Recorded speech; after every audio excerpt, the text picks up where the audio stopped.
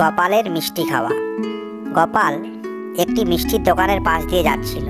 যাওয়ার সময় দোকানে তাকে সাজানো মিষ্টি দেখে গোপালের খুব লোভ হলো। এদিকে তার পকেটে নেই একটাও পয়সা। গোপাল মনে মনে ভাবলো মিষ্টি খাওয়ার জন্য কোনো একটা বুদ্ধি বের করতে হবে। সে দোকানে ঢুকে দেখলো দোকানদারের ছোট্ট ছেলেটি বসে আছে। গোপাল জিজ্ঞেস করলো, কিরে তোর বাবা কই? ছেলেটি বলল, দোকানের পিছনে বিশ্রাম নিচ্ছে। গোপাল বলল, তোর বাবা আর আমি খুব ভালো বন্ধু বুঝলি, আমার নাম মাছি, কয়েকটা মিষ্টি খাই, তোর বাবা কিচ্ছু মনে করবে না। বলেই গোপাল টপাটপ মিষ্টি মুখে পড়তে শুরু করলো। চোখের নিমিষে মিষ্টি শেষ হয়ে যাচ্ছে দেখে ছেলে চেঁচিয়ে বলল, বাবা মাছি আমাদের সব মিষ্টি খেয়ে ফেলছে।